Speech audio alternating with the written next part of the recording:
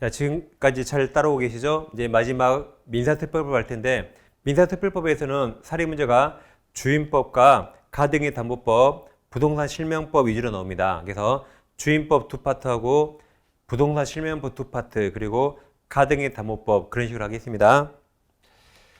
자, 먼저 주임법은 두 파트로 하는 겁니다. 자, 을은 갑소유의 X택이가해서 임대차 계약을 체결하 했다. 갑이 임대인이고 을이 임차인입니다.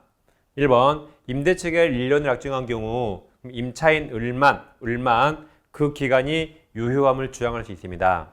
2번 임대차 계약이 묵시적 갱신된 경우 이게 법정 갱신이죠. 그 다음 임차인 을만 언제든지 임대인 갑에게 해지 통지할 수 있고 그리고 3개월 지나면 끝납니다. 임대인은 2년에 구속당하죠. 임차인만 할 수 있다. 3번 묵시적 갱신으로 인한 임대차 계약 존속 기간은 2년이 되는 거죠. 4번 을이 임차인이 이익입니다.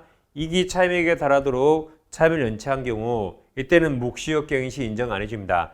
돈도 안 낸 사람 법에서 계속 살게 만들겠죠. 그 다음 5번 당사자는 약정한 차임이나 보증금이 임차유택에 관한 조세 공과금, 그 밖의 부담 증감이나 경제사정 변동으로 인하여 적절하지 않게 된 때 장래에서 그 증액이나 감액을 청구할 수 있다. 감액은 임차인이 유리하니까 제한이 없는데 증액은 불리하죠. 그러니까 증액은 제한이 있습니다. 그래서 이 경우 증액 청구는 임대차 계약 또는 약정한 차임이나 보증금에 증액이 있은 후 자주 하면 안 되니까 1년 이내 하지 못하고 약정한 차임이나 보증금의 20분의 1 5%죠. 5% 금액을 초과하지 못한다. 상임법도 5% 똑같습니다. 그래서 상임법, 주임법, 증액은 다 5%. 그래서 상주, 증오 똑같아요. 상주, 증액 5% 똑같습니다. 6번 임차인은 계약갱신 요건을 1회죠. 1회 하나 행사할 수 있다. 이 경우 갱신되는 임대차의 존속기간은 2년이 됩니다. 그 다음 이제 대항력과 우소면적권을 비교하겠습니다. 일단 이 두 개는 완전히 다릅니다. 완전히 다른 권리입니다. 그럼 대항력이란 계약 당사자가 아니라 제3자들에게 주장하는 권리입니다. 즉 제3자란 소유자가 받겠단 말이죠. 경매, 매매에서 매수인이나 경매 경락인 등등 제3자에게 주장하는 권리입니다. 그러니까 대항력은 매매, 증여, 경매 등등 다 나와요. 소유자만 바뀌면 나온다. 근데 우선면제는 경매에서만 나오고 경매에서 배당받는 순서가 됩니다. 그래서 대항력은 소유자만 바뀌면 나와요. 매매, 증여, 경매 다 나옵니다. 우선면제는 경매에서만 나오고 돈 받는 순서가 됩니다. 두 개는 완전히 다릅니다. 그럼 먼저 대항력을 갖춰야 할 시기가 있는데 소유권 변동 원인을 매매 등 법률행위와 경매로 나눕니다. 그럼 매매로 소유자 바뀌면 저당권을 보지 않습니다. 저당권이 있든 없든 매수인 즉 양수인 등기보다 대항력이 더 빨랐어야 돼요. 그래야 대항할 수 있고 대항력을 갖췄더라도 양수인 등기보다 느리면 그때는 대항할 수 없습니다. 이제 경매에서 최선순위 저당권 등 말소기준 권리를 판단하죠. 그래서 경매는 무조건 말소기준 권리 생각하세요. 얘보다 대항력이 빨라야 대항력이 살아있고 대항력을 갖췄더라도 말소기준 권리보다 느리면 대항력 소멸합니다. 그럼 경락인에게 대항할 수 없고 쫓겨나는 겁니다. 그럼 이제 갑소유 부동산에 제일 먼저 1순위 근저당권자 A가 있고 두 번째 지상권자, 전세권자 얘들은 물권자로서 대항력이 있습니다. 임차권자는 원래 대항력 없는데 있다고 가정하는 겁니다. 그럼 이 을들 3명, 이 을들은 갑과 계약했죠. 갑과 계약 당사자고 세 번째 근저당권자 B가 나오는데 이 상태에서 네 번째로 이 부동산이 매매가 돼서 병 앞으로 소유권 등기합니다. 그럼 이 부동산의 이 을들이 점유하고 있죠? 내 소유자가 병으로 바뀌어서 병이 을들한테 나가 그래요. 그럼 이 을들은 갑과 맺은 계약을 제3자 병에게 대항할 수 있습니까? 없습니까? 그럼 매매로 바뀌면 저당권 보지 않는다 그래서요. 병 등기가 4번이니까 병 등기보다 이게 시간이 빨랐죠. 그럼 이 을들은 갑과 맺은 계약을 제3자 병에게 대항할 수 있다. 그래서 안 쫓겨납니다.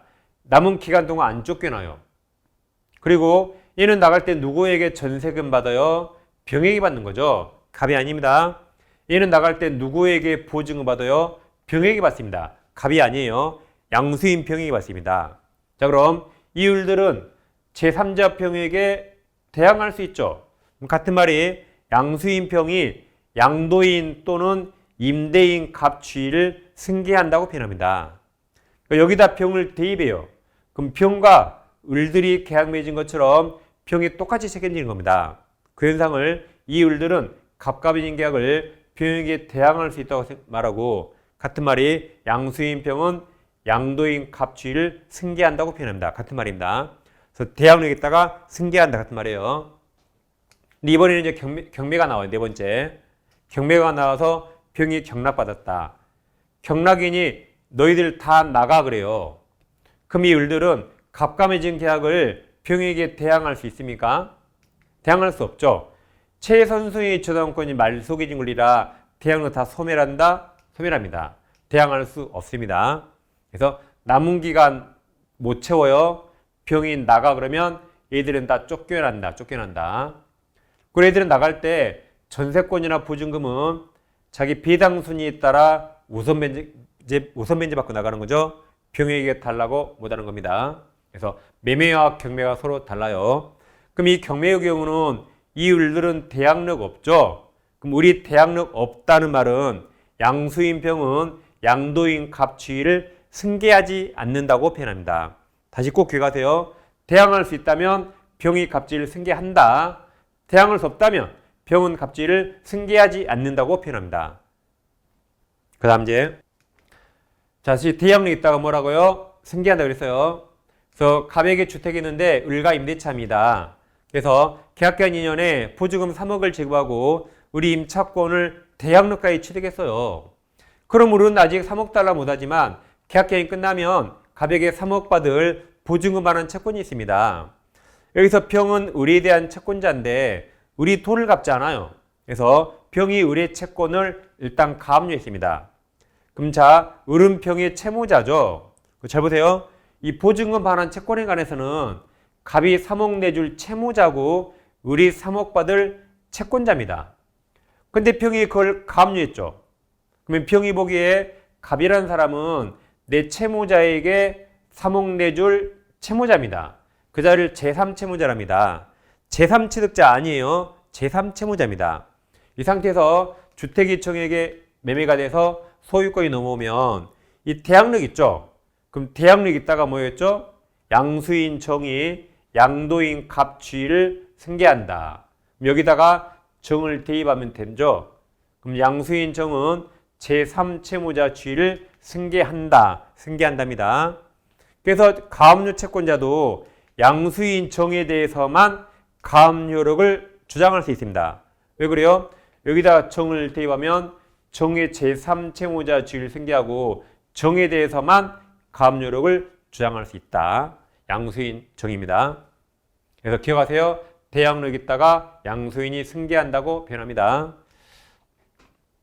자, 그럼 이제 갑주택을 을임대차 했죠. 7번 임대차계획 만료하기 전에 갑이 병에게 주택을 매도하고 소유권 등기를 마친 경우 대항요건 갖춘 을은 제3자 병에게 대항할 수 있다가 갑과 맺은 임차권을 제3자에게 주장할 수 있다. 대항력 있죠?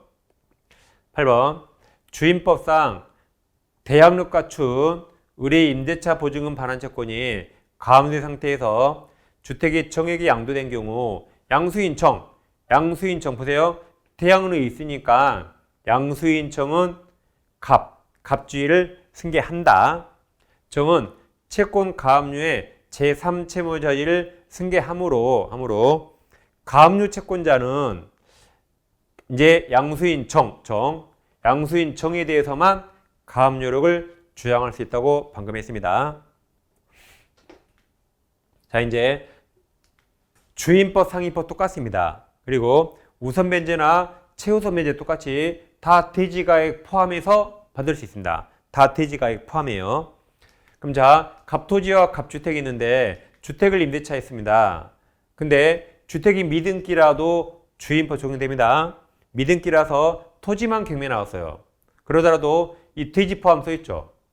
그래서 을이 우선 변제권이나 또는 최우선 변제권 요건을 갖췄다면 이 을은 돼지 경매대가에 우선 변제나 최우선 변제 받을 수 있다. 돼지 포함하기 때문에. 근데 이번에는 임대차 성립 당시에 임대인 토지 주택이었죠. 임대차 후 세 번째로 갑이 병에게 토지를 팔아서 제3자 토지가 경매 나와도 여전히 우선 변제나 최우선 만들 수 있다는 게 판례의 태도입니다.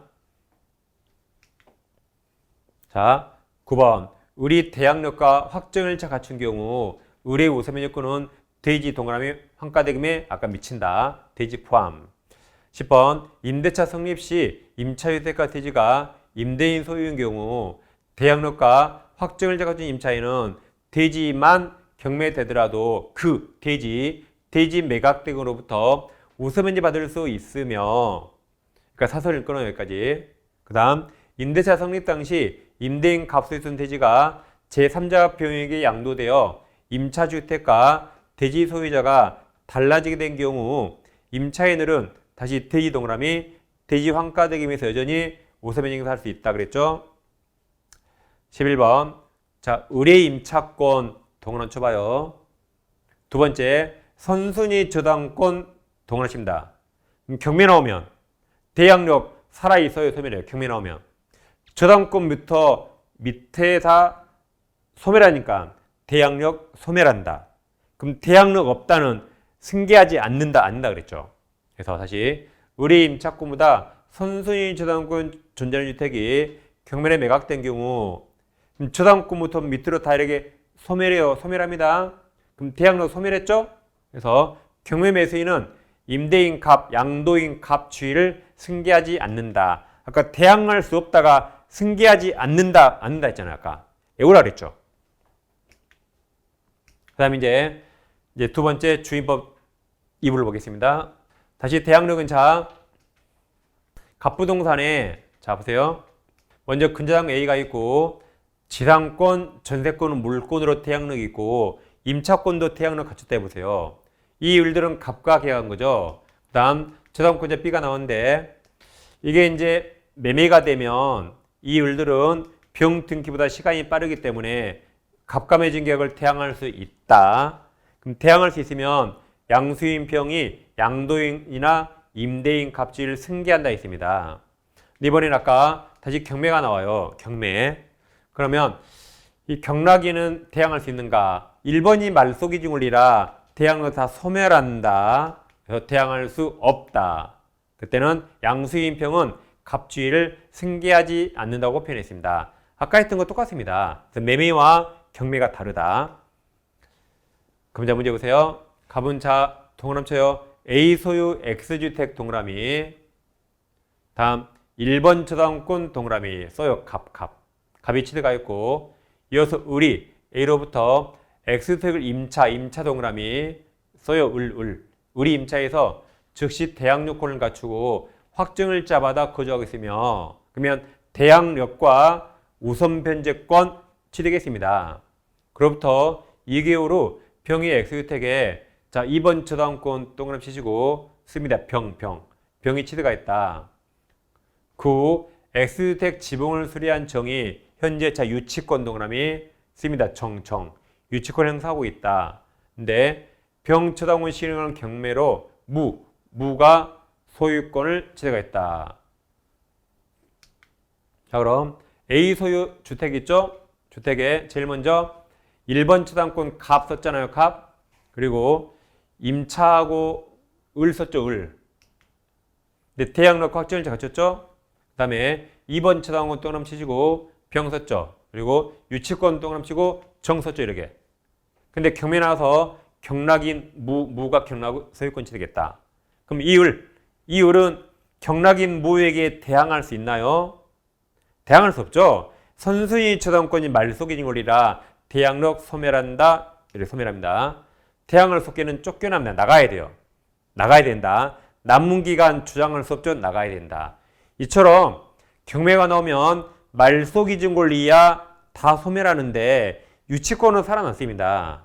그래서 경매 나오면 말소기준 권리 이하 무조건 눈 감고 지우면 되는데, 자, 분유법 세 가지예요. 분묘기지권, 유치권, 법정지상권, 앞글자 분유법. 이 세 가지는 항상 살아남아서 경락인이 항상 인수합니다. 그래서 여기는 다 지워졌죠. 경락인은 유치권만 인수하는 거예요. 그러면 유치권을 취한 나머지는 다 경락인에게 소멸된다고 변합니다. 그럼 자, 문제 보세요. 지금 유치권만 살아남고 결론은 다 소멸한다. 그럼 대항력 소멸했죠? 소멸했으니까 경락인은 H를 승계하지 않는다. 아까 대항력 없다가 뭐예요? 승계하지 않는다고 했습니다. 승계하지 않는다. 그래서 이렇게 지금 다시 약속하겠습니다. 자, 그럼 1번. 저당권은 무조건 소멸한다. 이것도 무조건 저당권 소멸한다. 임차권 소멸한다. 대항력 아래니까 이렇게 임차권 소멸한다. 4번. 정유치권만 살아남죠? 정유치권을 제외한 모든 권리 다 소멸했잖아요. 아까 분묘기지권 분, 유치권 유, 법정이상권 법, 분유법만 살아남고 다 소멸했다. 5번. 대항력 소멸했죠. 그러니까 경락인 무가 주택 임대인이나 양도인 H를 승계하지 않는다. 대항력 없으니까. 6번. 임차인 을은 경락인 무로부터 보증금 전부 받을 때까지 임차권 존속을 주장 대항할 수 없으므로 방 빼야 된다. 경락인의 주택 인도해야 된다. 방 빼야 되죠? 쫓겨납니다. 쫓겨나요. 방 빼야 된다. 7번. 만약 갑의 처당권이 경매 시기 결정 전에 소멸하였다면 이게 소멸했대요. 이게 소멸하면 3번이 말소기준 권리라 그땐 태양은 살아남죠. 네. 이제 을은무에게 임차권 여력을 태양할 수 있다. 8번. 을이 병보다 매각대금 우선 받을 수 있다죠. 병보다 우선 빨랐으니까 을이 더 먼저 받는 거죠. 자, 이제 가등기 담보법 갑니다. 자, 갑은 을에게 1억 원을 빌려주고 이를 담보하기 위해서 동그라미 칩니다. 을소유 부동산 동그라미. 항상 소유자의 동그라미 쳐놓습니다. 다음 가등기 동그라미. 누가 가등기 했죠? 갑.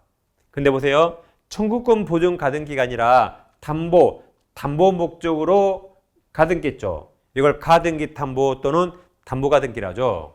그 다음 채무자 을이 변직의 채무를 이행하지 않자 채권자 갑은 담보권을 실행해서 소유권을 취득한다. 이게 귀속청산. 소유권을 갑에게 귀속시키고 차익을 청산해야 되죠.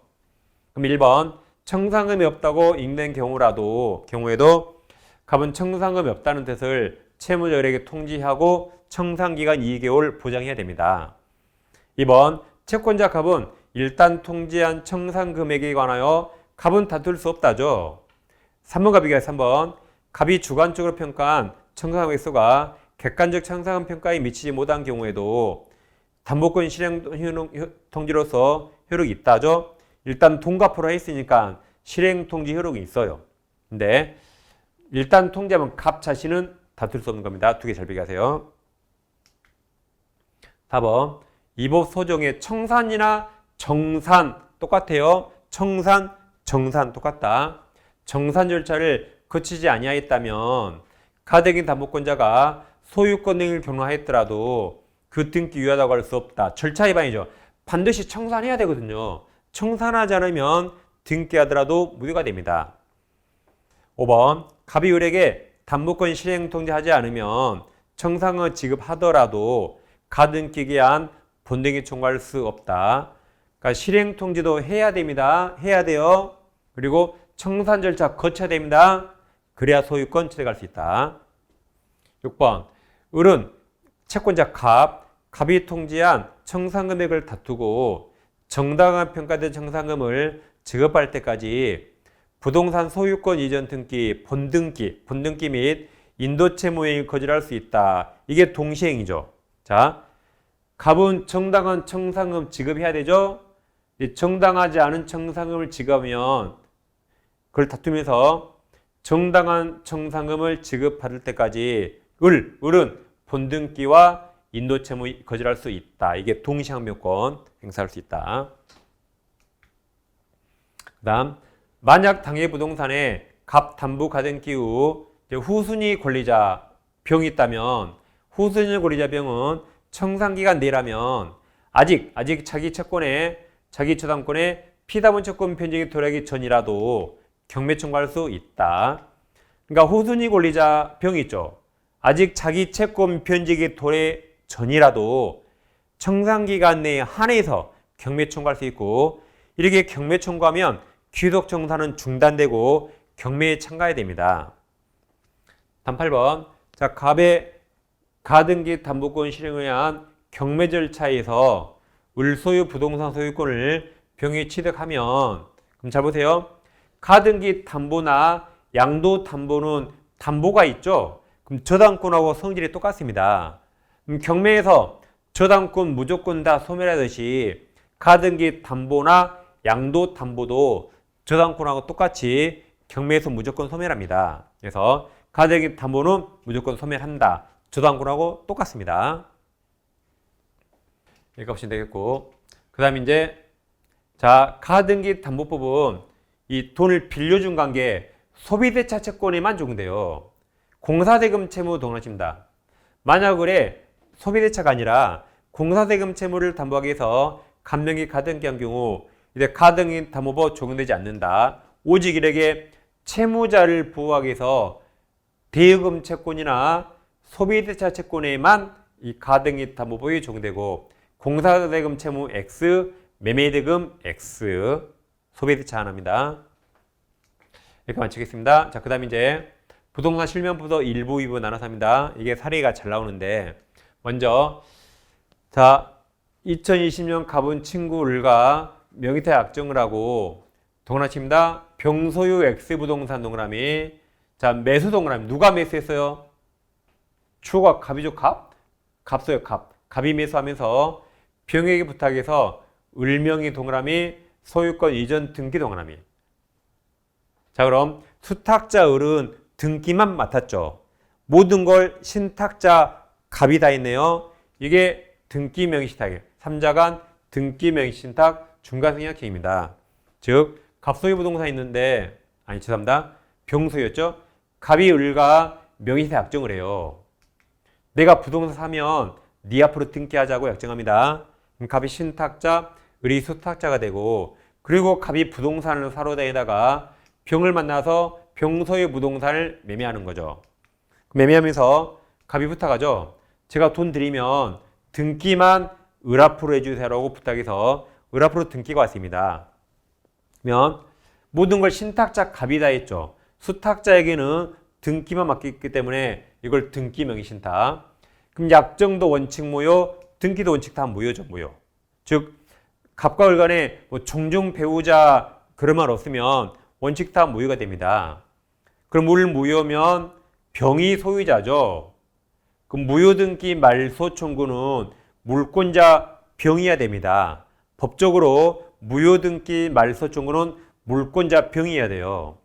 근데 현실적으로는 병이 할 필요 없죠. 병은 돈 다 받았거든요. 등기가 누구한테 있든 병하고 상관없습니다. 현실적으로는 갑이 말소 청구합니다.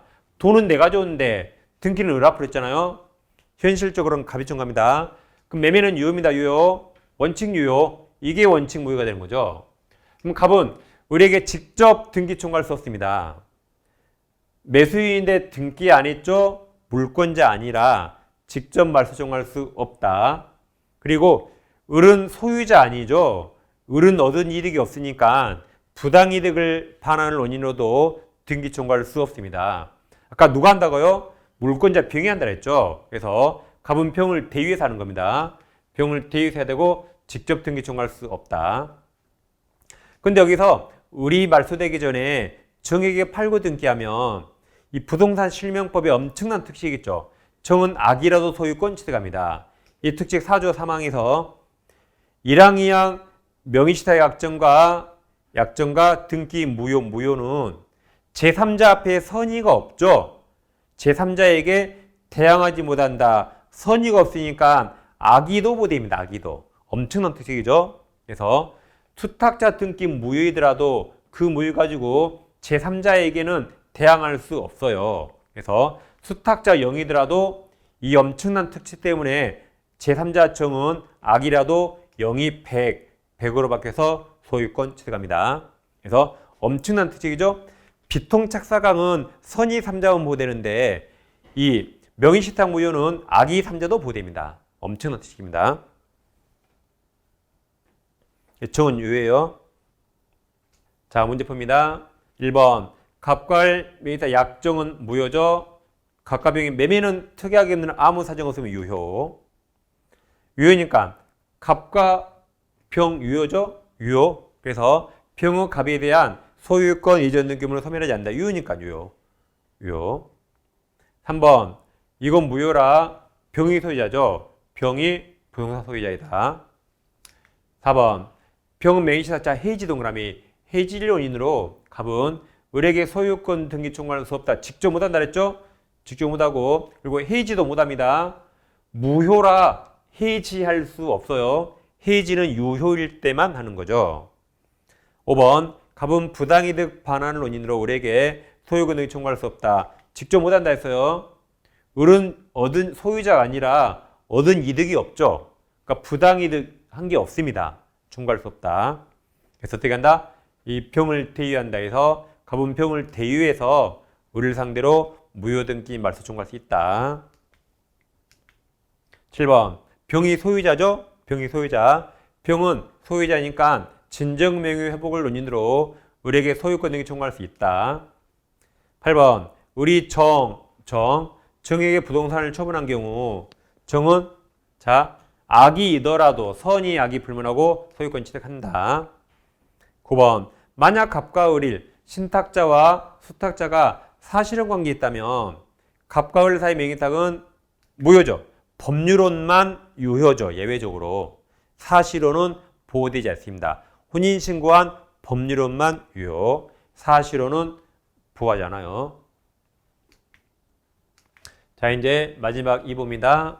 이제 2020년 X부동산 취득하려는 갑은 친구를과 명의탁 약정을 하고 을은 그 약정에 따라 동그라미 칩니다. 선의병 동그라미 병으로부터 부동산을 매수 동그라미 누가 매수했죠? 주가 을이죠. 을 수탁자 을이 매수해서 수탁자 을 명의로 등기 동그라미 등기를 하였다. 그러면 수탁자가 매매계약까지 다 했죠. 이게 이제 계약명의신탁. 수탁자에게 계약까지 다 맡긴 겁니다. 그러면 평부동산인데 갑이 사고 싶은데 지금 미국 출장 중이라 코로나 때문에 한국에 못 들어와요. 그래서 을과 약정을 하고 신탁자, 수탁자, 을에게 돈까지 다 보냈어요. 지금 한국에 못 들어오니까 돈을 다 보냈습니다. 그러니까 을이 매매계약 체결하죠. 돈도 받았죠. 돈도 을이죠. 을. 그러니까 등기도 을 앞으로입니다. 이처럼 수탁자가 뭐든지 다 했죠. 계약까지 다 했죠. 이걸 계약명의신탁. 그럼 병은 일반적으로 이거 약정을 일단 무효죠. 둘 간에는 하지 말아지 해서 무효가 됩니다. 그럼 병은 일반적으로 갑과 을 간에 명의신탁 사실을 모를 겁니다. 몰라요. 왜냐하면 매매도 병과 을, 돈 을이 받아서 돈도 을이 줬죠. 등기도 을에게 오죠. 그러니까 병은 일반적으로 갑의 존재를 모를 겁니다. 그러면 선의 매도인을 보호하기 위해서 병이 한 매매와 등기 다 유효가 됩니다. 선의를 보호하기 위해서. 그럼 우리 완전한 소유자라 병도 등기 말소 청구할 수 없고 갑도 부동산 자체를 반환 청구할 수 없습니다. 병이 완전 유효니까. 을이 완전 유효니까. 그럼 우리 완전 유효지만 우리 소유자죠? 네, 세상에 공짜는 없어요. 우리 소유권 취득했지만 갑돈으로 취득했죠. 그러니까 갑은 이 매수 자금을 부당이득 반환 청구할 수 있습니다. 단 이거 달라고 유치권 행사 못합니다. 우리가 유치권 X 외웠어요. 유치권 X가 보건복지부의 시행 기억납니까? 기억나세요?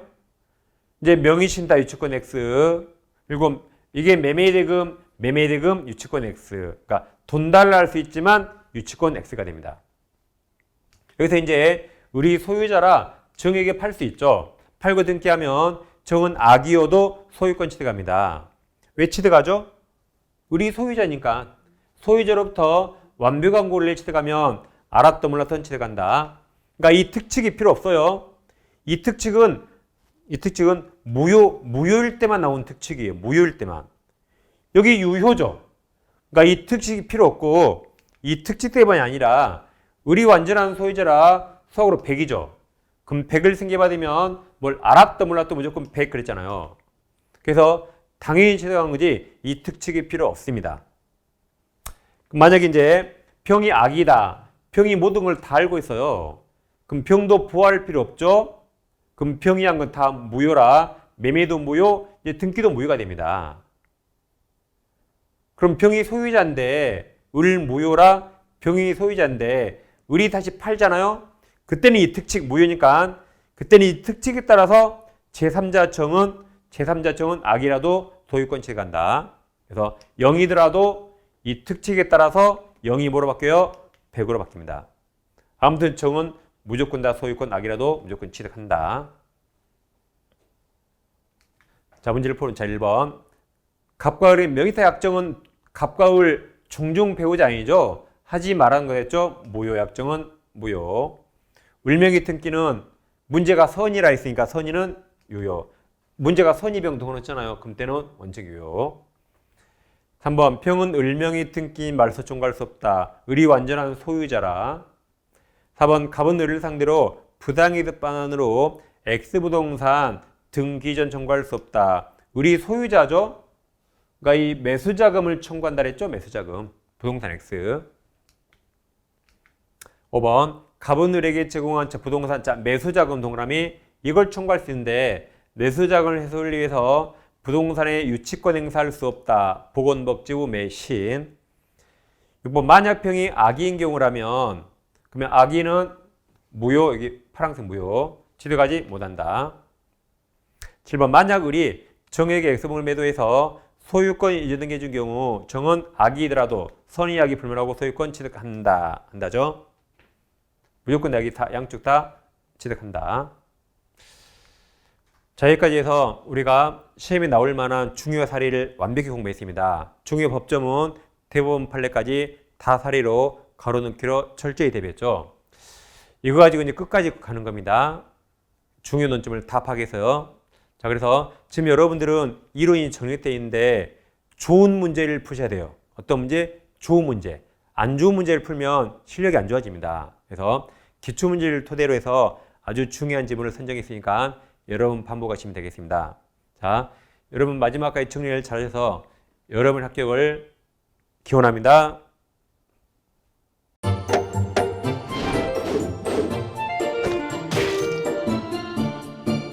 안녕하세요. 공인중개사 민법을 강의하고 있는 양민입니다. 자, 제가 준비한 거는 공인중개사 자료를 쉽게 다운받는 꿀팁을 준비해 보았습니다.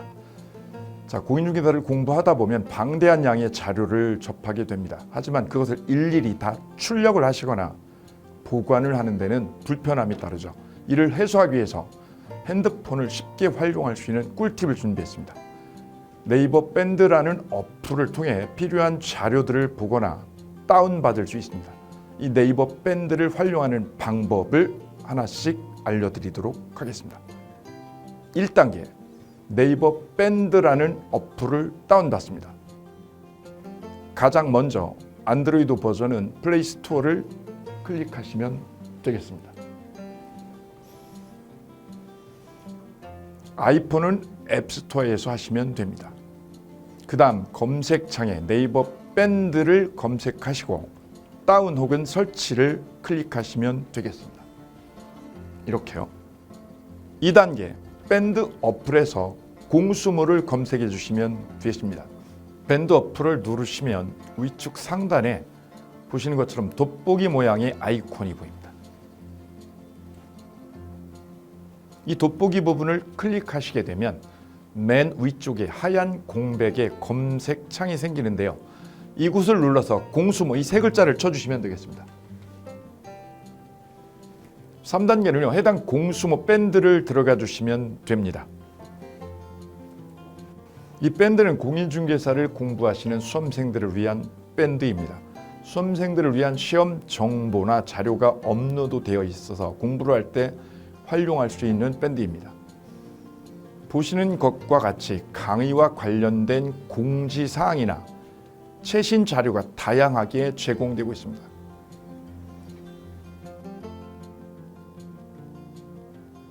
4단계 또 다른 꿀팁 모바일 일일 학습법에 대해서 소개드릴까 합니다. 이제 핸드폰으로 짬 시간을 활용하셔서 공부하는 학습법을 알려드리도록 하겠습니다. 자료 페이지에서 뒤로 가기를 누르시면 처음 보셨던 페이지가 뜹니다. 여기서 내려가 보세요. 모바일 일일 학습이란 코너가 보입니다. 이 부분을 누르게 되면요, 매일 한 개씩 핵심 부분이라고 할 수 있는 문제가 업로드되어 있고요. 더 아래로 쭉 내려가시면 정답과 해설 부분을 볼 수가 있습니다. 맨 아랫부분을 보시면 이렇게 댓글 쓰기도 남길 수 있으시죠. 스마일 부분을 눌러 좋아요로 표시할 수도 있습니다. 짬을 내어 스스로 학습한 뒤 모르는 부분을 질문할 수도 있고, 하루 동안 공부했던 것을 정리하시거나 공부한 소감을 적어 놓으실 수도 있습니다.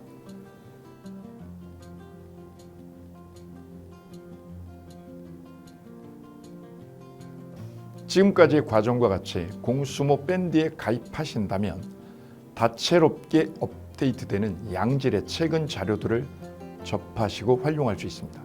꼭 가입하셔서 좋은 자료 많이 활용하시기 바랍니다.